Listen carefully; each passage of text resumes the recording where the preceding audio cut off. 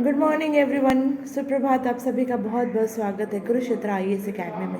आज दोस्तों 29 जुलाई है, मतलब आज 29 जुलाई है। और आज का जो डेली करंट अफेयर्स का जो एनालिसिस का जो डेली हमारा जो सेशन है, आप सभी का उसमें बहुत बहुत स्वागत है। तो दोस्तों आज जो भी हिंदी न्यूज़पेपर में इंपॉर्टेंट आर्टिकल्स हैं, एडिटोरियल पेज पे अदर जो न्यूज़ है, आज हम उसको डिटेल में एनालिसिस करते हैं। तो once again I welcome you back and आप सभी का बहुत बहुत स्वागत है हमारे जो कुरुक्षेत्र आईएएस एकेडमी में। तो पहला जो न्यूज़ था, आप सभी को पता होगा कि प्रधानमंत्री जी देन हमारे जो राष्ट्रपति हैं, उन्होंने सबने बधाई दिया है मनु भाकर को, क्योंकि उन्होंने जो अभी ओलंपिक्स चल रहा है, इन्होंने मनु जी ने हिस्टोरिक ब्रोंज जिनको मिला है open the India's medal Hunt. हमारे लिए क्या इम्पोर्टेंट है कि on the Sunday at the Chatriax, the 22-year-old who is competing at her second Olympics, wiped away the tears from her eyes once again. जो मनु भाकर जी हैं, इनका एज है 20-year-old और इन्होंने ब्रॉन्ज मेडल को जीत हासिल किया इन्होंने। This time though they were off the joy following the conclusion of the women's 10 metre air pistol event where she won a bronze medal. तो ये इंडिया का एक ओपनिंग था मेडल काउंट का एट द पेरिस 2024 गेम्स में। तो हमारे लिए क्या इंपॉर्टेंट है, हमारे प्रिलिम्स में कैसे क्या क्वेश्चन पूछ सकता है कि ओलंपिक्स मतलब कब कब होता है, कितने टाइप्स का ओलंपिक्स होते हैं, ये सारी चीज़ें हमें पता होना चाहिए। ठीक है। The Olympics are international sporting event होता है that take place even every 4 year. तो ये आप सभी को याद होना चाहिए कि हर 4 साल पे इंटरनेशनल एक स्पोर्टिंग ये सारे इवेंट्स होते हैं जो हर साल पे कंडक्ट कराया जाता है डिफरेंट कंट्रीज़ में। अभी ये पेरिस में चल रहा है। ठीक है। The goal of the Olympic is to cultivate the human beings through the sport and contribute to the world peace. The Olympics include the summer game, winter game, youth Olympic game। तो आप सभी को ये आप please आप इसको note down करिए कितने टाइप्स के ओलंपिक होते हैं। एक तो समर, एक विंटर एंड एक यूथ ओलंपिक गेम्स होता है। ठीक है।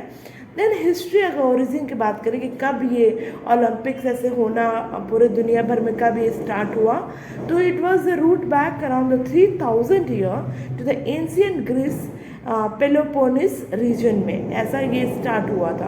While the precise starting date remain the uncertain, 776 BC before Christ is a commonly mention year in the historical record. पहला जो फर्स्ट मॉडर्न ओलंपिक्स जो हुआ था वो अथेंस दैट इज़ ग्रीस में हुआ था 1896 में, दैट इज़ 1896 में, based on the plan of the पैर डे कुबर्टिन। ओके। तो ओलंपिक जो रिंग होता है, आप सभी को आप सब ने नोटिस किया होगा, एक ओलंपिक्स का 4 रिंग्स होते हैं, 5 रिंग्स होते हैं सॉरी। तो वो क्या सिंबलाइज करता है, it will consist of 5 interlocking rings of the different colour, blue, yellow, black, green and red on the white background. ये जो रिंग्स होते हैं ओलंपिक्स, उसका भी सिग्निफिकेंस है। क्या सिग्निफाई करता है, it represent the 5 continents of the world and also it symbolise the unity and the diversity of the nation through the sports. Upcoming event कौन कौन से 2026 में अभी आने वाले हैं, 2 साल के बाद। एक तो मिलान कॉर्टिना डे एम्पेजो इटाली में होने वाला है, summer Olympics 2028 Los Angeles USA में, एंड समर ओलंपिक्स 2032 में ब्रिस्बेन ऑस्ट्रेलिया में। तो ये सब ये अदर कॉम्पिटिटिव एग्ज़ाम में ऐसे सारे क्वेश्चंस पूछता है कि किसने कब जीता, कितने मेडल्स भारत को हासिल हुआ, कितने ब्रोंज थे, कितने गोल्ड थे, कितने सिल्वर थे, अभी अपकमिंग कौन से ओलंपिक्स होने वाला है। ठीक है। जगह का नाम पूछ लेता है कभी कभी किसी एग्ज़ाम में। तो ये सारी चीज़ें हमें अवेयर होना चाहिए। ठीक है। जो सेकेंड जो न्यूज़ था वो वंस अगेन नीति आयोग इस टाइम बहुत ज़्यादा बना हुआ है न्यूज़ में। तो नीति आयोग हमने पिछले 2-3 जो भी हमने सेशन किया है उसमें हमने देखा है कि नीति आयोग वंस अगेन ये 2015 में 1 जनवरी को इसको भारत सरकार ने प्लानिंग कमीशन को रिप्लेस करके नीति आयोग को लाया था। और सबसे दूसरी इम्पॉर्टेंट बात, ना तो ये कॉन्स्टिट्यूशनल बॉडी है, ना ही ये कोई लॉ के तहत यानी कि स्टैट्यूटरी बॉडी भी नहीं है। नीति आयोग जस्ट एक एग्जीक्यूटिव रेवोल्यूशन पास होने के यूनियन गवर्नमेंट का जो एग्जीक्यूटिव जो रेजोल्यूशन पास होता है उससे बना जस्ट एक थिंक टैंक बॉडी है, जिसके एक्स ऑफिशियो चेयर कौन होते हैं, हमारे खुद के प्रधानमंत्री होते हैं, that is our current prime minister. तो ये सारी चीज़ें हम सभी को पता होना चाहिए नीति आयोग के बारे में, उसके क्या क्या इनिशिएटिव है अब तक के। ये जो प्लानिंग होता है वो फ्यूचर विज़न प्लानिंग्स होते हैं, इनका बहुत लॉन्ग टर्म विज़न होता है। जैसे इन्होंने विकसित भारत 2047 में इन्होंने जो भी इनिशिएटिव अब जो काम चल रहा है, जो भी प्रोग्राम इन्होंने लॉन्च कर रहे हैं, वो सारा इनका सारा मोटिव 2047 के विकसित भारत से उसके उस ऑब्जेक्टिव से इनका सारा प्रोग्राम का इम्प्लीमेंटेशन हो रहा है। तो इसको हम GS paper 2 that is governance से रिलेट करेंगे। With 10 state and the union territory representative skipping the 9th governing council meeting of the NITI Aayog जो chair by the prime minister, हमने अभी आपको बताया। 7 of them boycotted it. The think tank role has been called into the question. जैसे कौन कौन से chief minister attend नहीं किए, तमिलनाडु के, केरला के, कर्नाटका के, तेलंगाना के, पंजाब, हिमाचल प्रदेश एंड झारखंड के। Did so because of the concern with the perceived lack of allocations and the project to their state in the union budget। अभी जो यूनियन बजट पास हुआ है 2-3 दिन पहले, उसमें ये ऐसे कुछ स्टेट्स हैं जिनमें फंड का एलोकेशन नहीं हुआ है। तो इस वजह से बताया जा रहा है कि सारे यहाँ के इस स्टेट के जो सीएम हैं वो काफ़ी नाराज़गी इनका व्यक्त हो रहा है कि वो लोग पार्टिसिपेट ही नहीं कर रहे हैं जो थिंक टैंक का जो नीति आयोग है उसकी मीटिंग में। ठीक है, अब हम बात करते हैं कि नीति आयोग और national institution for the transforming India is a policy think tank of the government of India, जिसको एस्टेब्लिश किया गया था with the aim to foster the involvement and participation in the economic policy making process by the state government of India. तो जो नीति आयोग का जो governing council होता है उसमें अपने प्रधानमंत्री जी तो एक्स ऑफिशियो हैं ही, बाकी सारे स्टेट के सीएम होते हैं और यूनियन टेरिटरीज़ के अगर जहाँ पे लेजिस्लेटिव है तो वहाँ के भी सीएम आते हैं, जैसे दिल्ली के सीएम आएंगे, पुडुचेरी के आएंगे, बाकी लद्दाख वही सारे के लेफ्टिनेंट गवर्नर प्रेजेंट होते हैं।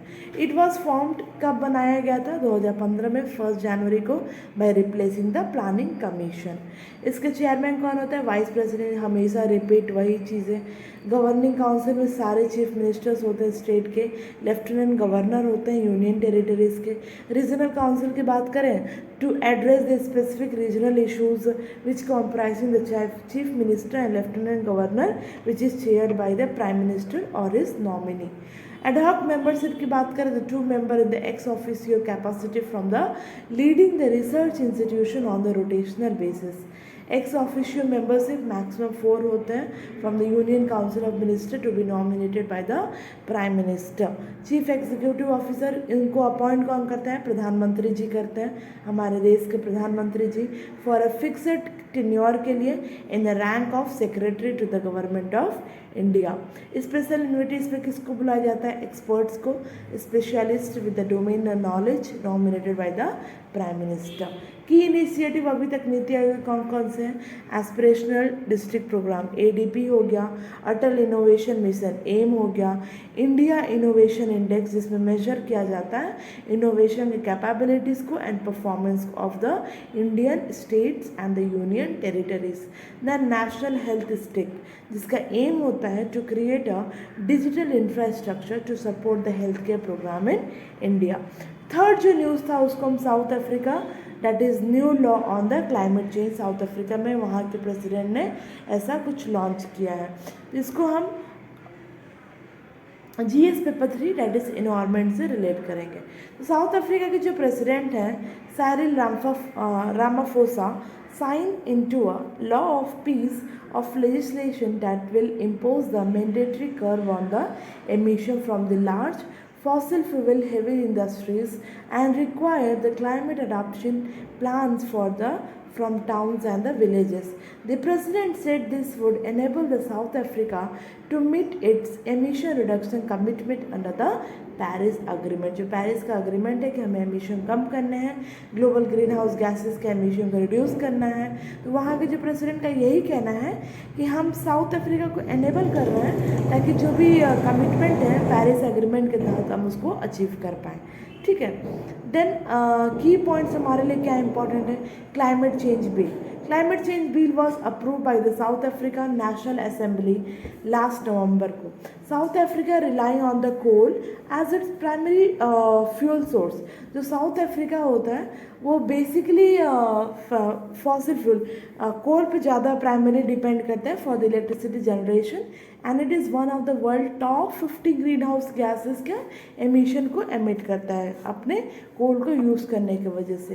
According to the official estimate net emission in the 2017 where the 512 million ton of the carbon dioxide, which is equivalent of increases of the 14% from the 2000. ठीक है.